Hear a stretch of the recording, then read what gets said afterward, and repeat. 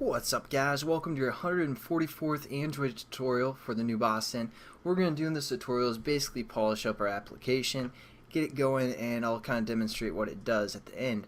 But what we want to do is we want to kind of disable our location manager, when we go on pause or when we aren't actually needing it. So what we're going to do is go into our resume method here that we created, and so we have our location manager set up within our onCreate method, but within our resume method, what we're going to do is we're going to say request location update, and so we're just going to say our location manager dot request location update, takes a string and a time and a minimum distance that we want. So we're just going to click that and hit for provider. We want our towers reference or string.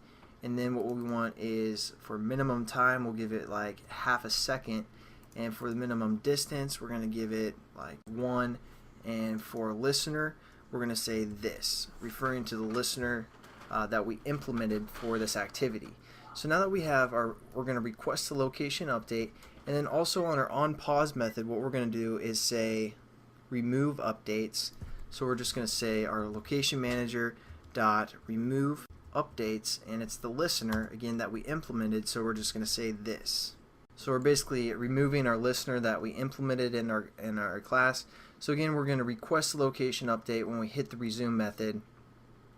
Now what we're going to do is we're going to scroll down to the very bottom, those 4 methods that we can work with according to that location listener that we implemented for our class. So for the most part, they're all self-explanatory. Like for provider disabled, we could refer to the provider that's being passed, or the string that's being passed in, and say, we disabled this provider, or enabled it. Just some kind of a toast if you want. The only one that we're going to work with is this OnLocationChanged, and what we're going to do is we're getting this location that's being passed in. I'm going to change it to L so we can work with it that way instead of arg0, which it gets annoying. Now all we're going to do is set our lat value to equal, again, the location that's being passed in. Again, we have to convert it into an int by casting int. And we're going to say L dot get latitude, and longi is equal to, again, int L dot get latitude or get longitude. And now we can also draw within this method. So let's say our application is going to draw a new pixel or a new pinpoint every time this location hits. So we're going to scroll up and just copy that code that we put within our if statement when we created just the geopoint and add an overlay. So we're just going to copy that, scroll down to the bottom, and paste it down here. Pretty much the same concept. Every time our location is changed, we're going to paint a new icon, which isn't really probably the best thing, but just to show you guys what it does. I'll catch you in real life when we're going to test this application, make sure everything works, and that's pretty much it for Google Maps, but I'll see you guys in a second. What's up, guys? Just tested it out and showed like I was in the ocean or something, so I went back to the code and tried to figure this out, and all we need to do is add this times 1e to the 6th or 1e6 to our latitude and to our longitude.